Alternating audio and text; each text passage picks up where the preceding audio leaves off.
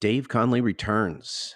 I am excited for this episode. Dave is a speaker, an author, a transformational coach, and he was on episode 13 discussing radical self care. Now he's back to discuss transforming midlife. So if you enjoyed Chip Conley, and by the way, no relation between Dave and Chip, if you enjoyed Chip on episode 75 discussing being a modern elder, and as it's the fourth most downloaded episode of Imperfect Action, chances are you did enjoy that episode. This conversation with Dave continues right on in that vein of rethinking midlife. So Dave shares 4 practices for living an amazing second half. These are 4 things that all of us should be doing. They're easy to do. They just take some thought and some intention on how to do it. He shares what they are. He shares the importance of getting started before it's too late, and there is a too late. He talks about the one true regret of life and how to avoid it. And we cover redefining midlife. Well, how is it different now? What should we be thinking about today? And along those lines, the importance of being a citizen scientist. So can't wait to introduce this show to you. Can't wait to get started. This is a longer episode. It's almost double in length. Normally episodes are about 30 minutes. This pushes an hour. And I am really excited for all the information that we cover. Let's get started. Dave, could you just introduce yourself a little bit? Thank you, Brock. My name is Dave Conley. I am a speaker and an author, and I do some occasional transformational coaching. And that's what floats my boat and drives my world. All right. So occasional transformational. Not only is that difficult to say, but I've never heard that put together. It makes it sound like, it's just a hobby or something. Right. Just every now and then. Yeah. When the mood strikes. Well, my main world is about speaking and writing, really putting out a message, having it resonate with people, having it go to audiences, and that in itself is a transformation for sure. It's a transformation for the people that I talk with and the people that read my work. And I love working one-on-one, that one-on-one work where you experience that individual moment where somebody just goes from wherever they were to where they want to be. And that moment is electric for me. And it is it's absolutely the deep down feeling of grace to bear witness to somebody's change. And that is something that just strikes me way deep down inside. And so I say I do it occasionally, but it's also like a very special place for my whole world. Well, nice. And for those who heard the previous episode or familiar with your work, they know that, this kind of started with you transforming your life a little over a decade ago. Yeah, it really started right around 2011, where I was I just turned 40 and started to make a real concerted effort. Well, actually, being thrown into needing to make some changes and just like sort of slopping around into it, and then starting to make those changes, learning how to make changes in my life, getting comfortable with it, and then now helping other people make changes. So with that background, and of course we were talking before we started recording here, and I finally just hit record because the conversation was getting too good, and so I wanted to make sure I captured that.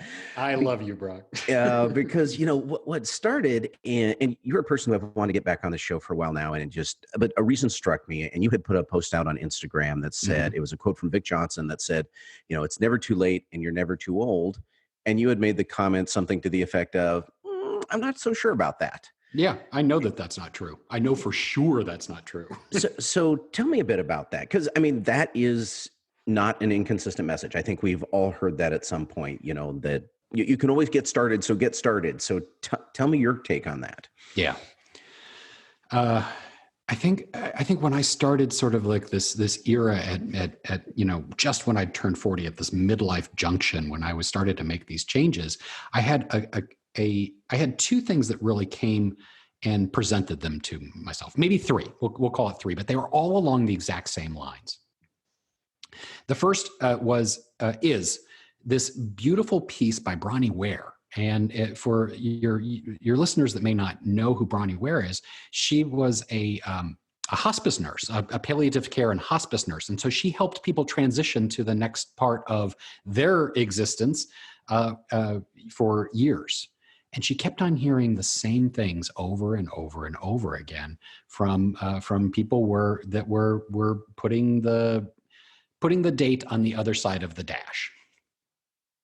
And and they were things that we can all imagine, right? Like things like I wish I'd expressed my feelings more, or I wish I had chosen to be happier. I wish I hadn't been living up to the expectations of others. I wish the one that struck me so profoundly, I think, was one where she said that that people said that they had wished they hadn't worked so hard. And that was the moment where I really imagined myself on my deathbed, at that moment.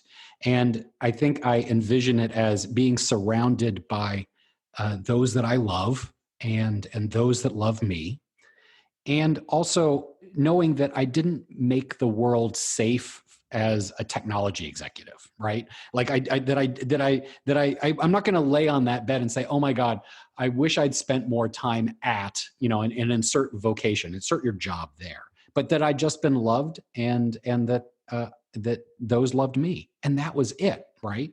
So that was like, am I doing anything right now that I am regretting?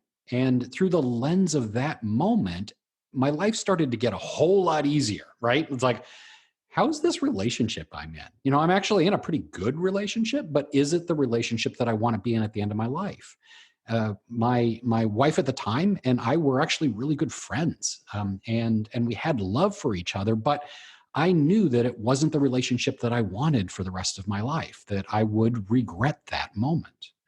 I also knew that I wasn't in a health and wellness space that I wanted to be in. I wanted to be much healthier. I wanted to live longer. As the clients that I work with in the health and wellness arena, they often say, hey, I really want to be around for my grandchildren, maybe even see my great-grandchildren. And that resonated with me too. It's like, I want to be around and enjoy this life, right?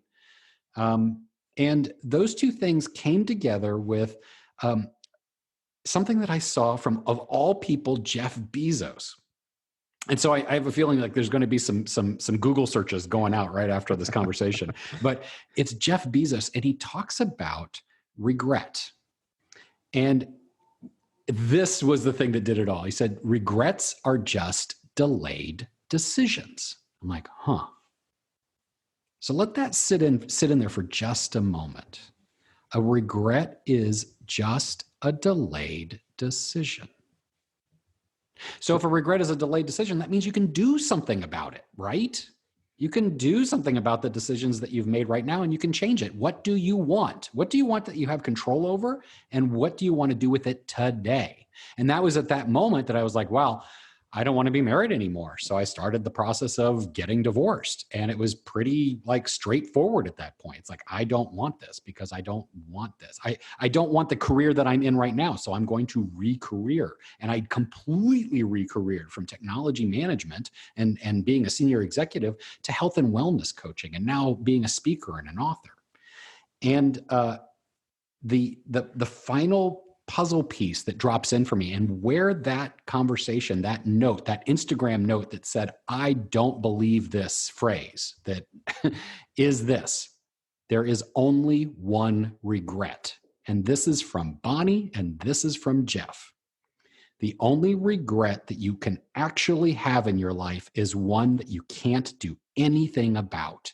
And that is at the end of your life, when you do not have the time left in order to make the changes that you want in your life. That's the only one. Everything else, game on. If you have any control over it, you can make the changes today. So much in there, Dave. And yeah, feel free to cut me off. I could. I realize it's your show. No, it was like about 10 minutes into that, I was like, oh no. No, that's sorry. I'll keep going. That's awesome, because we were talking a little bit, and you haven't used the words here, but we were talking about it before I hit record, just around midlife, and what that means and how that's defined and what it looks like and how it's changing, how that is evolving, because at least from my perspective, we've got a couple things going on. One is we have longer life expectancies. So where midlife sits in life is maybe not in the same place that it used to sit. And the amount of vibrancy and health and physicality that we have is much different than it perhaps was in past years as well. Yeah. So you've got that piece, like we've got more runway, we've Mhm. got more time to do stuff, we've got more energy, perhaps more resources to do it when we're hitting, the ages that I used to think of as old before I got to those ages. But Right. It's like everybody when you were like a young kid, it was like everybody seems so old, and now you right. realize they were probably 30. Exactly. But as I look around, just trying to peg, okay, what age were my grandparents like doing this? Hmm. And when I see people of those ages today, many of them are doing very different things, much Yeah. more active things. My mom is early 70s, and Hmm. she's about to get a motorcycle to complement the scooter that she has, and I can't keep up with her. She is Really. completely amazing. Hmm. She visits and she wants to go indoor skydiving. So, Hmm. that just redefines everything. So one, we've got so much more ability and so much more time. Yeah. And then there's this flip side that I'm seeing. And one is, I think, kind of what you're getting into, that we don't really know how to define it or what to do with it. But Yeah. I also look around and I see people trapped by youth's decisions. Mm. And what I mean by that is, we choose our career when we're, early 20s. Yes. And that may not be the same career that we would choose in our early 40s or early 50s or early Hmm. 60s. Hmm. And yet, at that point, we're probably established. We're probably making enough that changing a career would be difficult financially. Mm.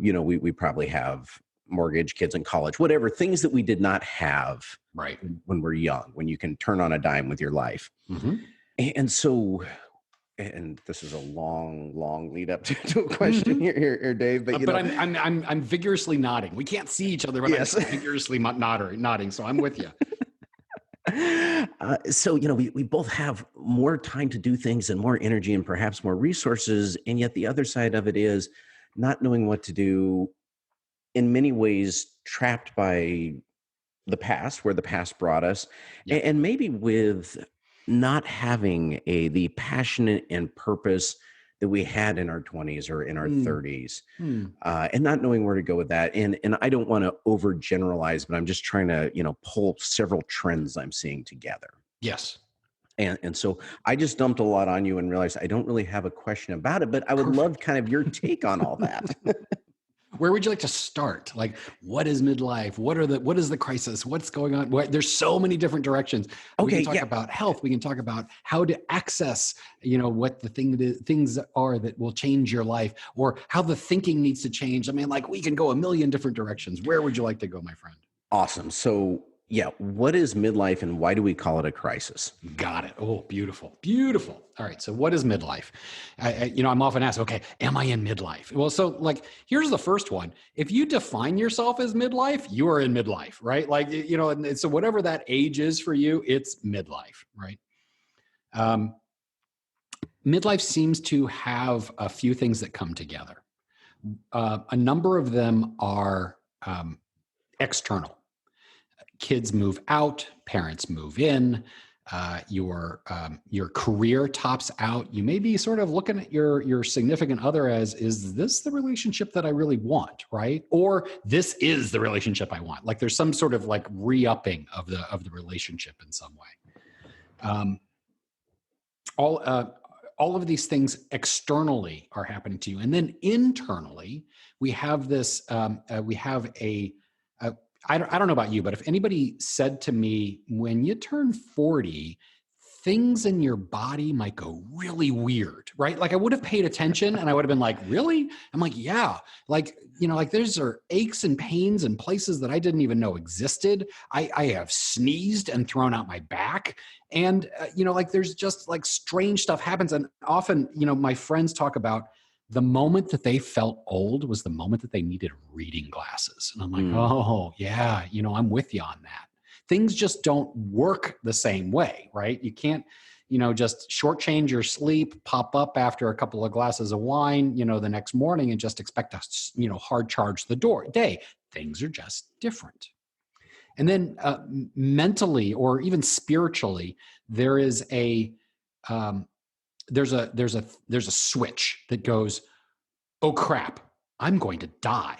Like for real. Like there's this moment where like your mortality is real. And for the first time in your life, you're like, okay, there may be, fewer days ahead than behind. So let's like, what is this life? The psychologists talk about midlife being the moment in our lives where we strive for meaning, to say that we made a difference and we are here. And also, psychologists say that midlife is also considered the lowest point in our life. It's considered the time where we feel it's the gloomiest, where it's where we dislike this moment in life. And I don't know about you, but like I was a teenager, and I can't believe that actually your midlife is the point of the midlife. Is that actually the lowest point in your life? Like it is. I mean, like across the board, and not just in developed countries. All over the world, people describe midlife, often right around 45, as the lowest point, only to hockey stick up for the rest of your life. So these factors all come together to say, I'm in midlife. So Dave, I jump in here just to ask. So I agree. I'm not sure you could pay me enough to go be 17 again. Mm-hmm. I have enough memory of that, and not that I had bad teenage years. That's just a really, really rough time. Crazy, right? At least, when we start hitting 40, I've got some resources behind me. I've got a decent paycheck.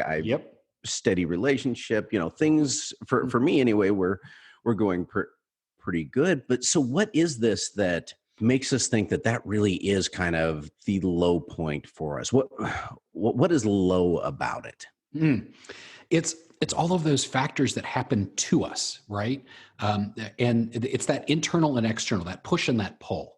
The career perhaps topping out, or maybe it's not where you want it to be. The difference between where we thought we would be at this point in our lives and where we actually are, that delta, that difference is often the point where we're like, oh my God, what am I going to do now? Like, where am I going? I feel rudderless, or what do I need to do? How do I make a mark? Where am I? And so that spills out often in what our friends look at as crisis, right? Or like somebody reflects as crisis. And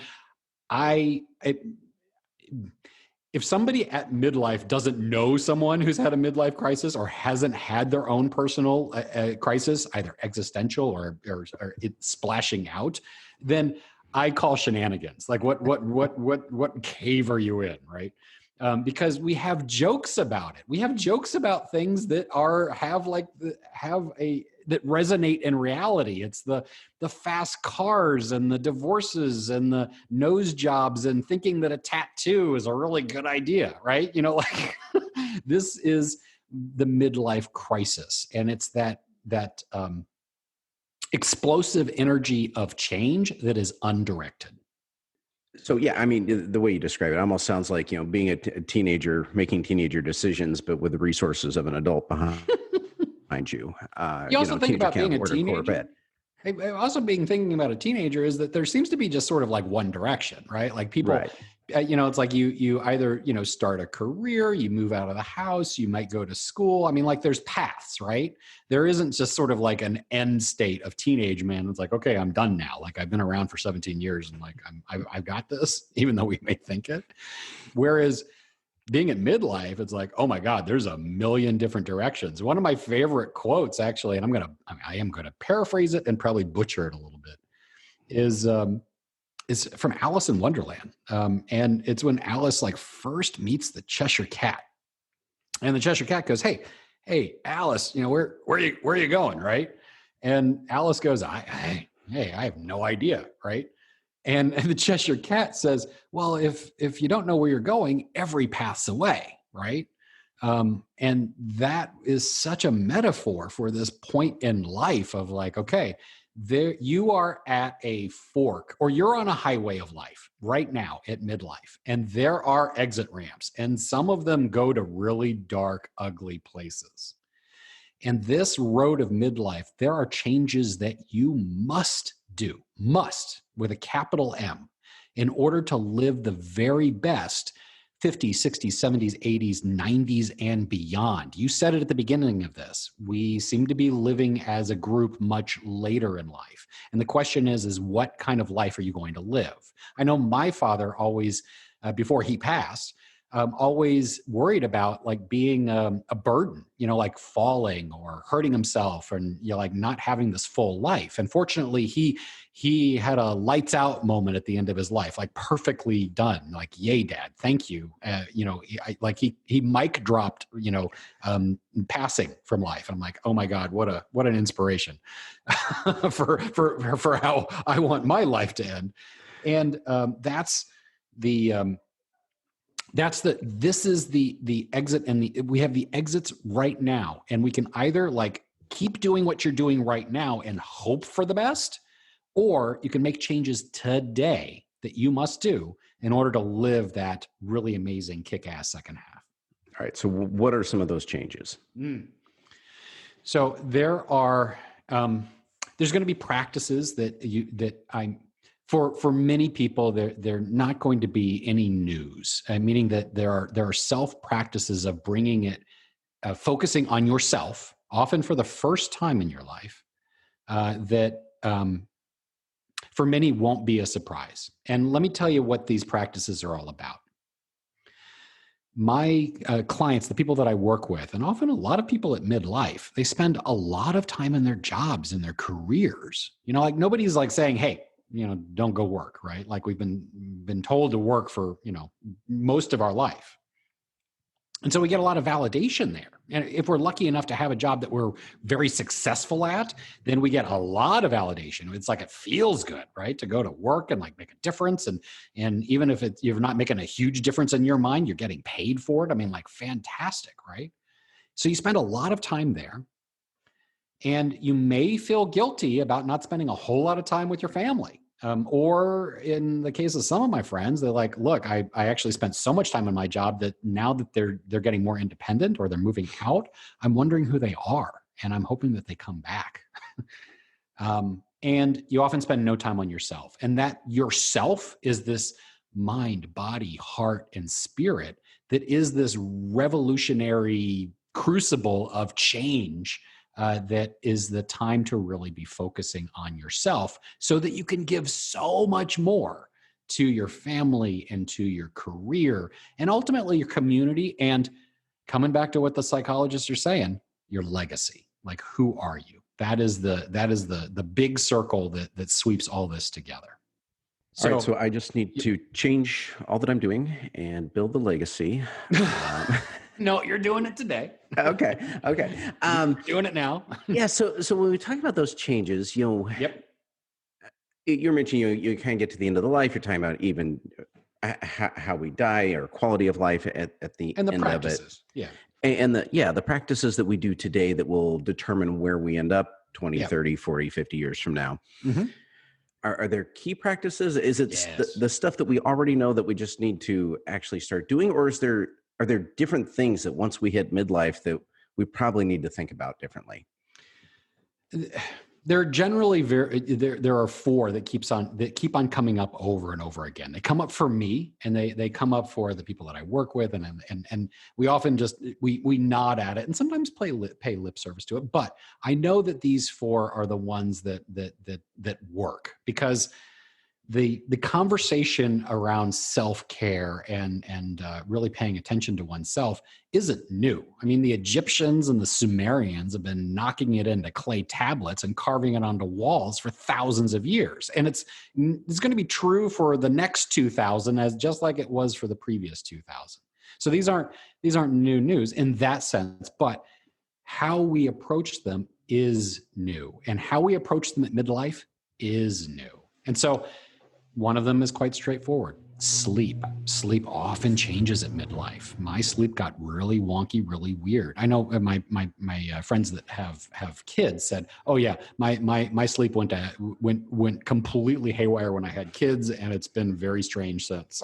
So really making sleep such a priority in one's life. You can't catch up on it. It's not something that you can phone in, and it's only something that you can do. You can't delegate this. Like, sleep is like the shampoo for the brain. Nothing works if you don't have adequate rest. Nothing. I mean, you don't make good decisions. Your hormone balance completely goes out of whack. Your ability to recover from any kind of injury, or even to everyone that I have worked with that needs to lose a significant amount of weight has had funky sleep. You cannot be of a fit body without good sleep. So this is the mother practice of like, get your sleep straight. All right, so right there with sleep, I mean, because you mentioned that your sleep went haywire. Yep. I will echo that to myself. I never found myself at 2 a.m. going, man, I really hope I can't fall back to sleep. Because Yeah. this is the best time of day for me to be awake. Yep. Great, we want to get more sleep. I mean, even just. But that's not always possible just because of, like you say, things are going funky, Right. whether it's stress in our life or just age in our life or whatever it is. So what are some simple things that we can do to start reshaping sleep for us? And this is, I promise you, this is like this is really best for often, like you'll find some of the best things. Actually, there's a National Sleep Foundation. They have some amazing tips, but these are the things that are absolutely true when it comes down to sleep. If you have any of these off, then you're just not going to get it. One, cool. Your room has to be cool. Right around 68 tends to be not too cold and not too warm for sure, but right around 68-ish, 65 to 68, somewhere right around there. Dark, and I mean dark. It turns out that like our body, even with our eyes closed, our body can recognize light. I walk around because I do a lot of travel for speaking and for talking about my book, and I bring clothespins to make sure that the curtains stay closed, and I even have tape with me because all of the blinking and the flashing lights that are in a room, everything from the TV sets and the or the clocks, all sorts of things. So I'll cover all of that up. Dark is a thing. I'm going to guess that we spent the bulk of 1,000,000 years probably being in sheltered caves, and so having a bright light won't do it. And the last is quiet.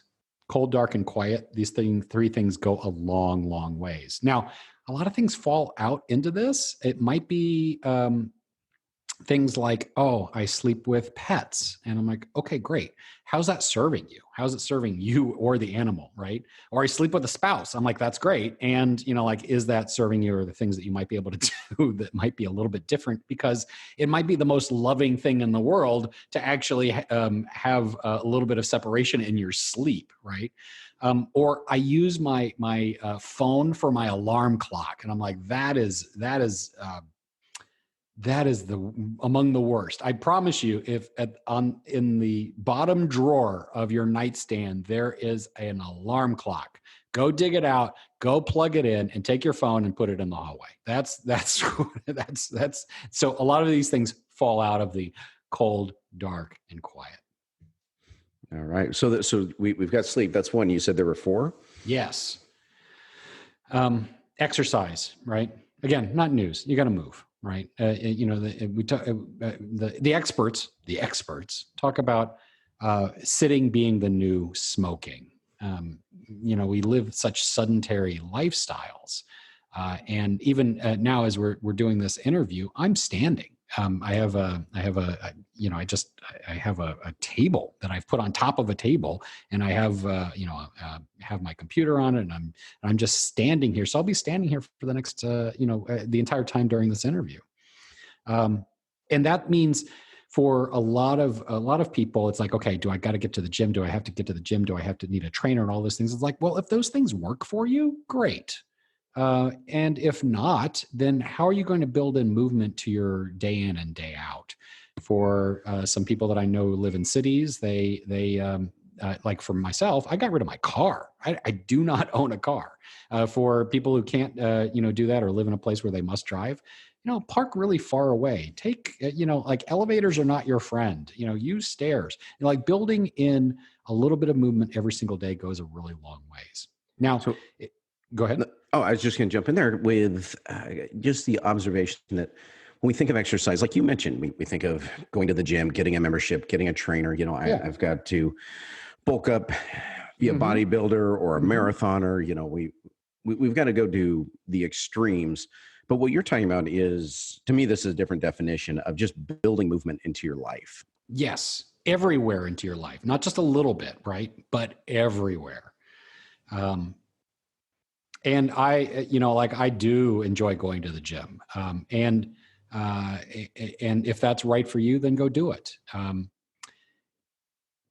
And this goes with not a practice, but a higher level that is necessary at midlife. This higher level is changing how we think, because it goes with the next practice. The next practice is eating well. So at midlife, a lot of people are saying, hey, I've put on some weight. This is not unusual, right? Like sort of a midlife pudge, or I'm putting on a lot of weight, or I can't lose weight. Like things are just different, right? Your body's just different. Does this sound familiar? Well, absolutely. And, they talk about that on average, you put on, I don't know, it's a pound or 2 a year. It's not much, which is no big deal until you, multiply that by 20 or 30 years. Then, yeah, suddenly Right. You're in a different weight class. Exactly. Now, the change in thinking is to be a citizen scientist. So what's a citizen scientist? It means building out the time to both learn and implement a different way of eating. One, you have to choose your health goal. That's the first thing. What do you want differently? If you want to lose weight, that is definitely a health goal. My goal this upcoming year, this year that we're in now, I don't have a resolution, but I am working on my heart, both metaphorically in the world of love, and also physically with cardiovascular disease, and really exploring that. And I am learning a lot. I'm spending a lot of time and energy in learning about cardiovascular disease and putting together the people in my life that I need to really fully explore this. Meaning I have doctors and specialists. I am also have other medical practitioners, both Eastern and Western, and integrative, and also other citizen scientists, which are just weirdos like me that are experimenting in things. And this collection of people are my resources. But the change in thinking is this. No one's going to be more invested in your health than you. Not your doctor, not your spouse, not your family, no one. It is only you. And often we just hear about the next, and we say, I'm going to go do that. I'm going to do that diet, right? And I will be fine if I just go do that diet. And now, as we're running into through the first quarter of the year, I'm going to guess that there's going to be a number of people that might be listening to this that are probably feeling a little bit of shame, probably, about not getting into the gym or not sticking with their health goal. I'm like, okay, yes, that is exactly what happens right here as we're getting through the first quarter of the year. People are like, it's not working. It didn't work for me. I'm like, okay, cool. And I had a client who came to me and I won't use her words because it had a bunch of expletives. She just said, I don't feel well and I don't know why. I'm like, okay. So we actually, as a part of our world, we run blood work. We run blood work and genetic tests and hormone tests. And it came back and I said, hey, you need to go see your doctor. She goes, what? Why? What's going on? I'm like, well, I am not a doctor. And while I have medical professionals on my team, I'm not a doctor and I'm not allowed to say. She goes, and she is a hard charging executive. She said, look, I work out every day. I eat really well and I feel like hell. And you just told me to go to my doctor. And I said, yeah. And so she was not going to let me off the hook. And I finally just said, look, everything looks like you have cancer. And you didn't hear that from me because I'm not allowed to say, but go see your doctor. And she didn't have cancer. She went to her doctor, had a bunch of texts. She didn't have cancer, but I talked to her doctor and worked with her. And I said, look, I want to make some changes, some very specific changes to how she's eating, how she's moving, and how she's thinking. And see, and I want to work with you in order to rerun the blood work and the hormone tests and see what happens. I want to do it at 30, 60, and 90 days. And I was doing this citizen science work for my client, right? And the doctor said, she said, absolutely, love to. Because, like her world is like, okay, write up some medications and send her off her day. My world was about working with her every single day. And so the first thing I did was like, okay, one, we're going to change your diet. She's like, I already eat really great. It's like, okay, well, let's talk about this. Because we saw it in the blood work and in the hormone work. There is a really popular documentary on Netflix right now called The Game Changers.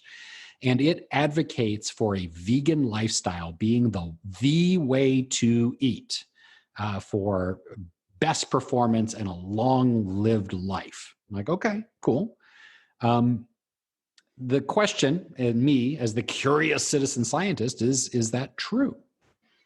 And so I dug into it, and it turns out that this is the case. What's true about a 65,000 person multi-decade study that followed vegans, vegetarians, and pescatarians found this. They generally have better health outcomes. And they also tend to die of stroke at a higher level than the general population. Now, the question is, why?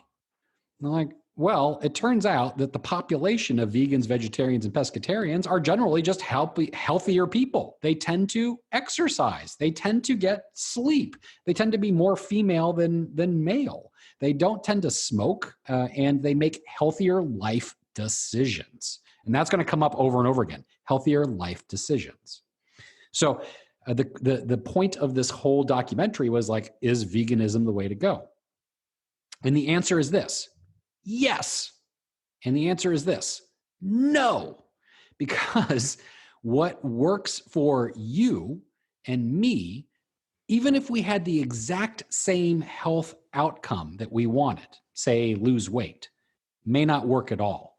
Because of my microbiome, my genetics, how I move, my environment, all of the things that make up me, my mind, body, heart, and spirit, makes the way I process food different than you. And so is vegan, vegetarian, pescatarian going to work for her? Actually, it was. It was going to work for her. It turns out she did not process certain proteins quite well. So we moved her to a pescatarian diet. That was the first thing. The second thing we did was we removed her from working out. She was like, oh my God, no, I can't. I didn't know. She fought me on this tooth and nail. And I'm like, no more working out. She's like, why? You're supposed to work out. I'm like, okay, you do high intensity interval training 5 days a week, 6 days a week some days. And she goes, yeah. And I'm like, you are not letting your body actually rest and recover.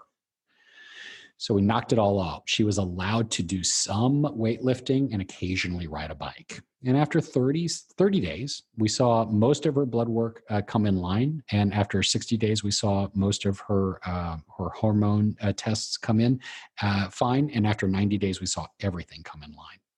Here's what we know is absolutely true about eating and exercise. First, the eating. Is vegan, vegetarian, and pescatarian a way to go? Yeah. Is veganism the way to eat? No.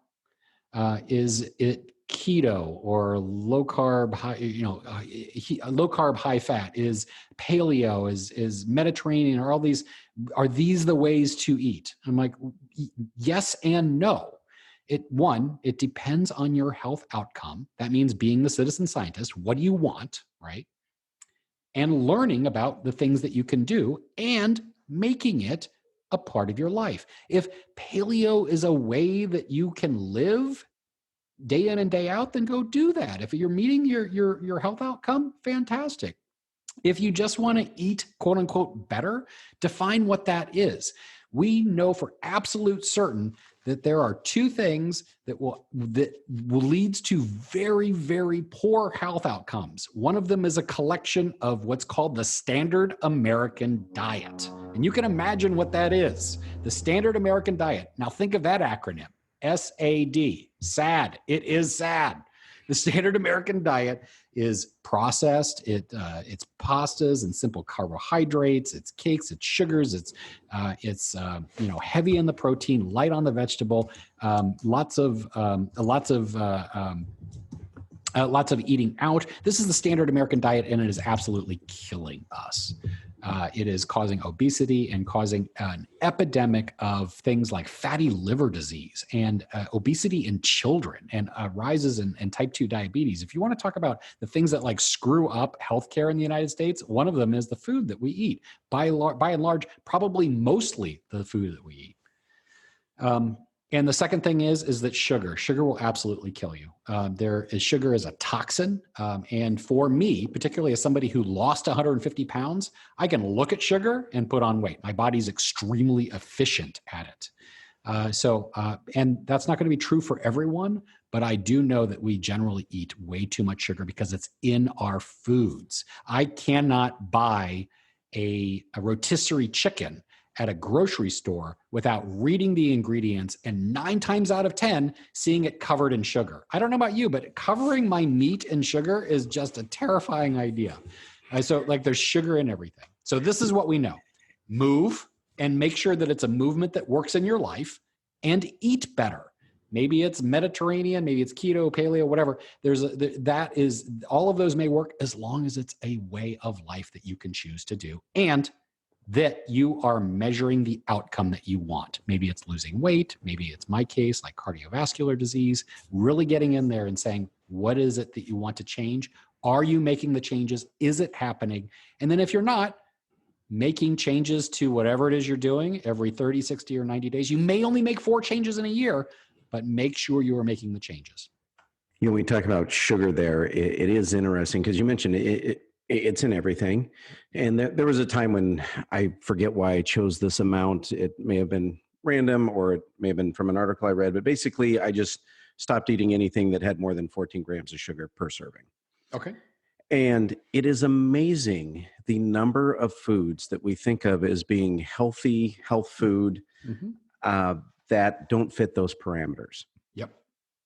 For sure. It's not, we're not talking about bear claws, and we're not talking about, yes, there's a couple grams of sugar in your spaghetti sauce. We're talking things that we would normally think of as that's totally healthy, eat all of it that you want. Yep. 14 grams is a pretty low bar, and yet still couldn't meet that. So, I know from experience, it takes effort to eliminate the sugar because you're getting sugar you don't even know you're getting. Yeah, exactly. It's in everything. It is so hidden and so pervasive. It's crazy. And it's like the people I talk to is like, okay, yeah, no more fruit for you. And they're like, what? Fruit's good for you. I'm like, really? Really? Let's talk about that. I'm going to go with shenanigans. And you can make better choices in fruit, but the sugar in fruit is rough on your system as just about anything else. Like your body doesn't know it's much different than, say, corn syrup. Your body will treat it a little bit differently, but I don't know. When I was a kid, we used to get over the holidays, over Christmas, we'd get oranges from Florida, and we'd give them out like they were really quite coveted, right? Like they were a special thing. We'd get boxes of these things, and we hand them out to friends and family, and people got really excited. Now you can get like any fruit on the planet sort of delivered to you within 30 minutes. And that's a little crazy. And because of either genetic modification or just selective breeding, the amount of sugar that has gone up in our fruits has gone through the roof. I remember like getting an apple off of my grandmother's tree in the back of her yard and having it actually be kind of mushy and kind of like tart, right? That was true for the vast majority of our fruits. They weren't so damn sweet. Now it's like every banana, every apple, every orange is really quite sickeningly sweet because that's what we crave. So I'm going to go right now, and I'm just going to, I don't think I'm going to be that controversial to say, hey, knock it off. Like the amount of fruit and the amount of fruit in things is really crazy sweet. All right. So sleep, exercise, eating, and I mean, we covered a lot of ground with the eating right there. Yeah. What was the fourth one? So I'll call it noticing because it's a fun little acronym that I have: sleep, exercise, eating, and noticing. It's to be seen, SEEN. Noticing is in this world of mindfulness and meditation and really just being in the moment. Um, this is the time that we just calm our minds and focus. Our worlds are built on distraction. If I'm going to guess that you'd be hard pressed to find somebody who doesn't have a smartphone these days. Even really young kids are getting them. Here's the thing: I live in the Bay Area, and this is the epicenter of the people who create this technology. Apple is within a few miles of where I live. Many of the software manufacturers, the app manufacturers are I can see them from where I from where I live. I'm walking by them every day. Twitter is here, Facebook is here. All of these companies are here. And the parents that are at these places do not give their kids smartphones. They don't. In fact, there's entire schools that are technology free. Hmm. It's because there are thousands, thousands of sociologists, behaviorists, psychologists, and engineers working 24 hours a day to grab your attention, to grab it and keep it.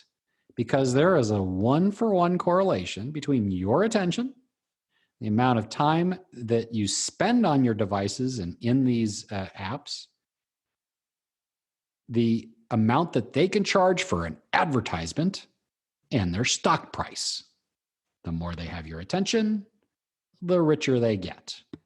And therefore, they have created the nuclear weapon of attention stealing. And so mindfulness and meditation is something that brings your attention back into focus, because this is something that does not belong to Facebook. It isn't theirs. It is yours. And when you have like teams of people working to grab it from you, in a lot of ways, we're sort of dumb monkeys. Like the blinking and the flashing, and like it's the casino moment, right? Like, or it's the going to an amusement park. Like those places are built to attract our attention. It's the same thing with the blinking and the flashing and the red dots and the buzzing and all of that stuff. That's just like the Pavlov's dog of like, it's training us to be drawn into these things. So mindfulness and meditation, you can't get enough of it. Now, I know that I've talked to more people. It's like, man, I've tried it. I've tried this. People have been telling me to do this for a long time. It's like, okay, well, like I'm not going to be the one that convinces you that how to do this, because like my clients and the people that I'm that are in my life, they've done a number of things. Like Sam Harris has a great podcast. Tara Brach has a great podcast. They both have great apps, or Sam Harris does. If you just, and I recognize the irony of suggesting you use your phone to do mindfulness, but it is sort of like, sort of the flip side of like, let's use this as a weapon against these people. Apps can be great. For me, I went to a business meditation conference, and before you think I'm all California woo woo, it was actually on the East Coast in Washington D.C., and it was taught by Google of all people. So this business meditation course, they had one meditation that I really wanted to get into, because not all meditations are just like, what people might imagine of like sitting on a cushion and having your and closing your eyes and focusing on your breath. Although that is a meditation. One of them is called the loving kindness meditation. And then what this is one where you wish people well. Right? Like in your head, like you just walk around and you're like, I wish you well. I wish you well. I wish you well. You're just in your head. You're not saying it out loud. You could, but you'd be like sort of a crazy person. Right. And so you wish people well. And what that does is it just keeps you in the moment. Right. Like you can't think about the past or the future or the crazy, inner voice that might be like tearing you down or definitely not building you up. if you're wishing people well in your head. And so like I tried it, I came back from work and I was going to the metro in DC and I was wishing a lot of people well. I got to the end of that day and I was like, I don't know if this is going to do it for me, but that phrase, like you got to sleep on it. Well, I did that. And the next morning I had this real epiphany. And I was like, I can wish anything. I don't have to wish people well. I can wish them anything. And I want something in my life, I'm going to wish it on other people. And so that day, thousands of men and women, as I was walking to my work, I was wishing them a great sex life. That did it because it had this emotional juice behind it. Like it was sort of whimsical. It was funny, right? And also like a little bit serious of like, I do wish a great sex life on the men and women of Washington, D.C. And that put a little bit of a smile on my face and I just saw it ripple through the crowd.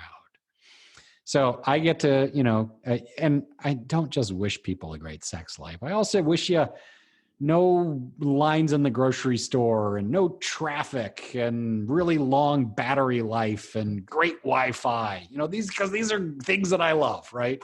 So it's not just an app. You can also just do this as a practice as it fits into your life. Be the citizen scientist. Question this conventional wisdom of like, is this the only way to do something? And seeing how things work in your life for you. That's the up-leveling of the thinking.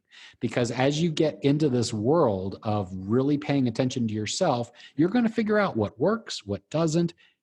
The real challenge here, the ultimate practice is the practice itself of going and doing it and trying it and making it at the center of your universe, staying out of of identifying you as your career, as who I am, or my family as who I am, but deep down, who are you as a person? Not I'm a father, I'm a mother, I'm a worker, I'm an entrepreneur, I'm a business owner. Not that. That's all external. But who are you on the inside? And the way to get there is through these practices: the sleep, the exercise, the eating, and the noticing. And what does midlife look like? What does it feel like when I do all that? Oh my God. Oh, God, what a great question. I know that the parts of my life at midlife, I had to completely rebuild. And and because, my relationships were off. I completely rebooted my career. I needed to do so many different things that it was overwhelming and I was scared. And at every point I was like, am I crazy? Like, what's going on? Like, my father asked me, have you joined a cult? I'm like, no. I was like, well, you've left your wife, you left your job, and you're spending all this time on self-improvement classes. Have you joined a cult? And I said, no. He said, well, are you having a midlife crisis? I'm like, oh, maybe. So like, it was this undirected kind of crazy. Now what I know, that I spend the time, and I think spending is almost the wrong verb there. That my time is best when I have my sleep, my exercise, my eating, my mindfulness and meditation dialed in, because then I am limitless. I do not have anything that is holding me back. I have the complete authority and ability to do anything I want. For many of the people that I've worked with and I've spoken to and have been inspired by, and gratefully inspired by my words or by what I've written, it has meant that the time that they've spent on themselves have meant that they can evolve the areas in their lives that they want to change effortlessly. And not everybody's going to be like, okay, Dave, I'm not going to like completely re-career and punch out of everything and leave my spouse and run off to a different country, but you could. Now, actually, for a lot of people, it's just been like, okay, I want to improve the relationship with my significant other, evolve it, because now you are spending less time with kids and now really wanting to define what the second half of life is with your spouse. What is retirement going to be like with your spouse? Or, the spouse or the career for, it may not be, hey, I'm up and out of my career, but is your career supporting you? If your career is not supporting a great sex life, then you are in danger of losing both. And that is my point. So where can people find you? Oh, thank you, Brock. Well, they can find me online. My website is Limitless, and it's spelled a funky, fun way. It's LIMITL.es. So it's the word limitless without the last S. And if you have trouble with that, all you have to do is type in davidcc.com, and it'll just redirect you. Excellent. And okay, so you mentioned the book. Does it have a title, and when's it coming out? It is slated for this year. Our working title is Midlife Magic.